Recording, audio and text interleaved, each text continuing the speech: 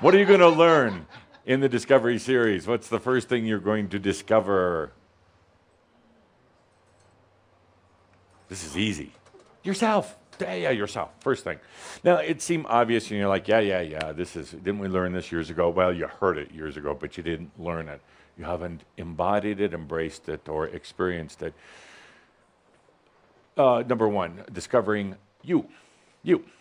Now, the fact is that whether it's human beings or angelic beings, every being distracts themselves from their self. They do. I don't know why. There's a lot of theories about it. People externalize, even angelic beings, they externalize. It's part of the, I guess you say, the discovery of the I am, the pursuit of the question, who am I? But very few will ever set eyes upon themselves. Why? It's hard to do. You have a lot of bad memories of the past. There's things you don't like about yourself. And I'm not just talking about the human self. I am talking about the soul self, the spirit self. It's very difficult, do anything to distract. To go out and have battles and wars rather than take a look within yourself. But in this Discovery series, we'll do that. We'll do exactly that. We're going to do it from the perspective of something I mentioned in the last series, something that I think might have floated over most of your heads. We're going to do it from the perspective of total forgiveness. The difficult thing for me, some of the other entities who work with you, is trying to get you to realize that your past is not what you remember it to be at all. But you believe it is, you think it is, and you act accordingly. So we're going to work on this whole concept of looking at the self with the eyes of forgiveness, self-compassion, and coming to the discovery that it is not what you think it was. And I know you're sitting there now thinking, well, yeah, but I remember it wasn't like that. And in this series, we're going to discover you, the most precious, beautiful thing that there is. But it's going to be my biggest challenge with each and every one of you, because you're going to be energetically distracting, psychically distracting yourself, me, Cauldre, everybody else. Why is it so difficult to look at yourself, to be within yourself? What's that way for all of the beings, not just human beings? Number 2 in our Discovery series, we're going to discover God. That's kind of nice. God, G-O-D. More specifically, in this year, if you allow, which I believe you will, you're going to experience God. Pretty big promise. But are you experiencing God, Edith? Or are you thinking about God? Do you hear the words, I am God also? Or do you feel it as an intimate, deep, loving experience? Good question. It sounds nice to say, I'm God also. It's very mental. But how many of you have actually experienced it? There's a lot of concepts of God. I don't necessarily like the word God, but I use it here because it's a common term. There's a lot of concepts of God out there. And actually, frankly, the ones who teach God know the least about God. Absolutely. The ones who are the fanatics, the extremists, the righteous, they know the very least about God. They're teaching from a book. They're teaching from their mind, their rules, their limitation, their sense of need for their internal suffering and their rules. Why other humans allow them to teach about God, I do not know, other than perhaps most humans have this distorted view. The concept of God in this world is perhaps one of the top 3 things that are the most imbalanced about consciousness right now. The concept that God is somewhere else, the concept of God as a father, the concept of God having any rules or giving a damn what you do. The concept of God is man-made. The ones who are at the pulpits, the ones who are calling for the rise of arms, have not experienced God. You cannot study God. You cannot construct a God. You can only experience it. And when you do, it is a deep and intimate experience, an experience that you probably not even want to talk about. It is so beautiful, so personal, it would almost be a distortion to talk about it with others. That's why in the old times there was no word or name of God, because it was known by a few. It is something so personal that you can't talk about it. In our Discovery series, you're going to be, by going through you, the inner look at you, you'll have the experience of the God and the I am within. It's a pretty tall order, but I wouldn't be saying these words unless you, my dear friends, were ready for it. We're ready. Ready in the body, ready in the mind. Sometimes when going to the core, going to God, sometimes when it is pursued on in an imbalanced and overly desperate ways, sometimes through drugs, sometimes through intense rituals, it can be completely imbalanced.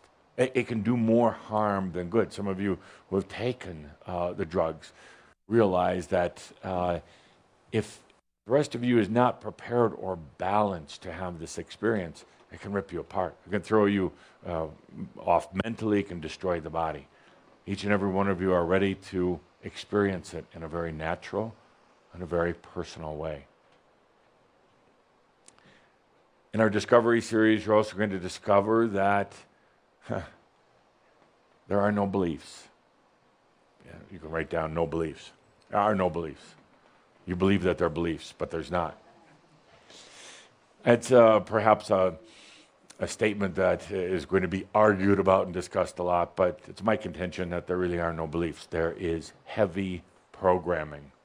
And there's certain parts of the programming that you take as your own and say that's your beliefs, but there's really no such thing as beliefs.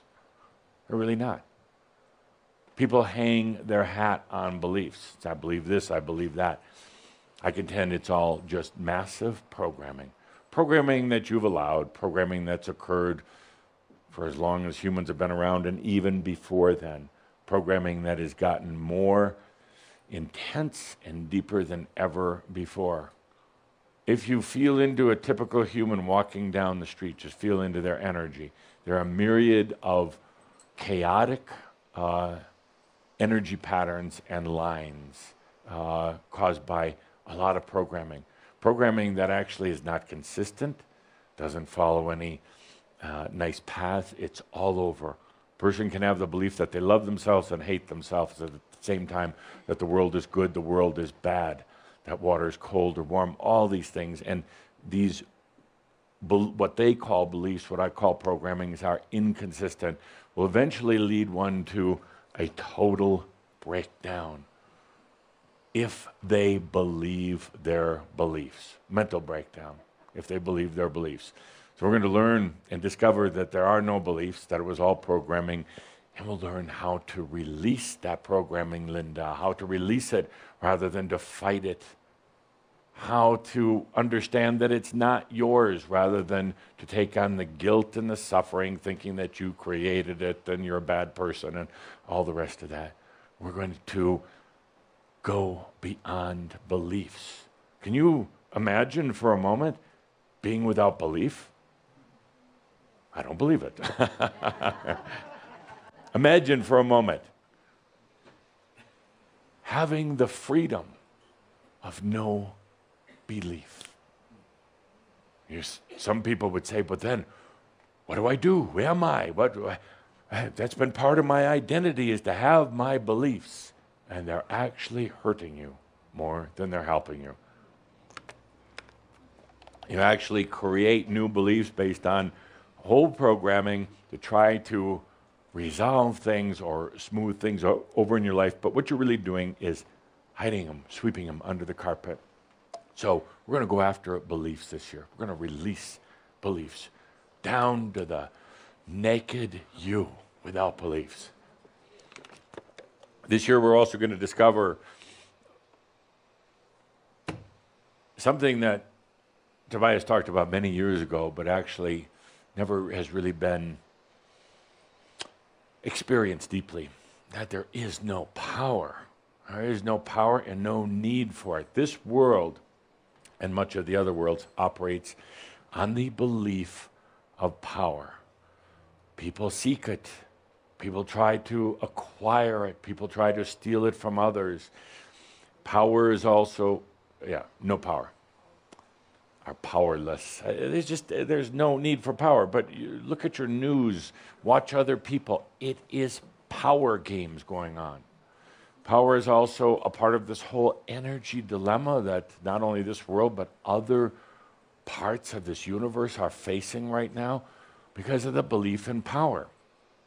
Power would make one feel strong and worthy, and they would feel like they had an identity, they had a purpose. So they would try to acquire power. Best way to do that is from somebody else, leading somebody else to believe that they're better than you. That's psychic power. Literally taking energy from them, getting down to the level of stealing things from them. Most people derive power through sex. Through sex. They think that it's pleasurable, but it's really a power game, really. That's why the whole experience with sex for most humans is not what it could be. That's why there's an incredible industry right now based on pills for making men with an erection that lasts 4 months or whatever that happens to be. 4 days, I don't know. I don't have that problem. I'm not in physical body.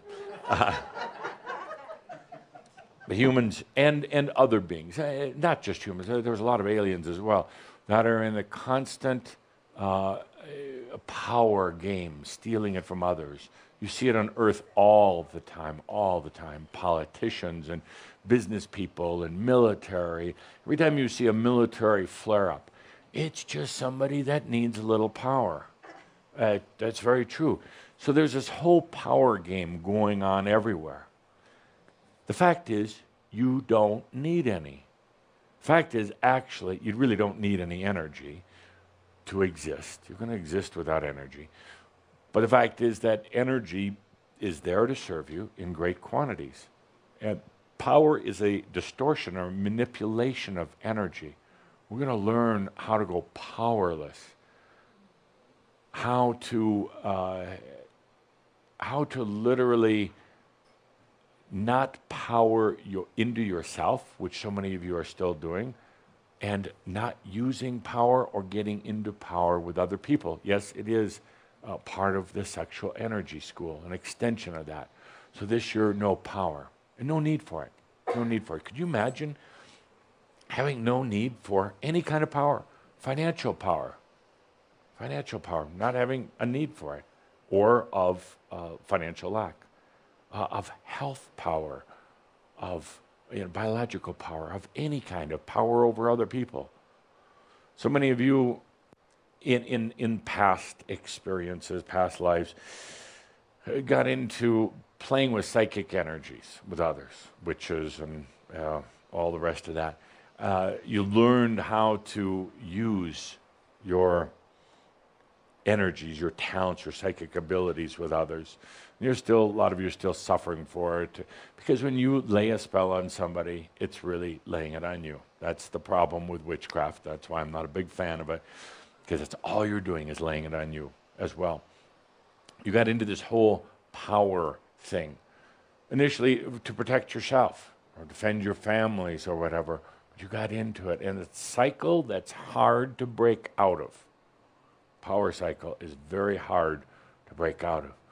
But you're going to discover how to do it easily. The next item on the list in discovery, we'll call it awareness, but it's really how to listen to yourself. You know everything there is to know. You just don't know it yet. You know what's right, but you walk around saying, I don't know. You pretend that you don't know what's right for you. I'm not talking about right in terms of a judgment, but what's appropriate for you.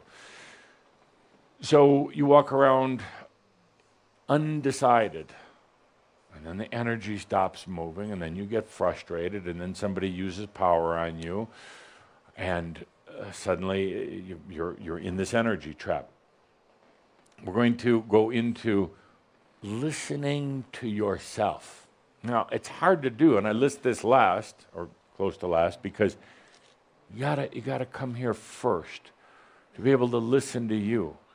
You already know what's right, but you got caught up here and in doubting and thinking that you don't know. That's why it just is terrible when you say, I don't know, because you do know.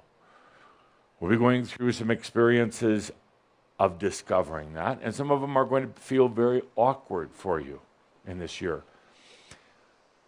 To do what you know is right. You already know. And you let other people influence you. You neutralize yourself. You're going to get out of that gear. You already know what's right.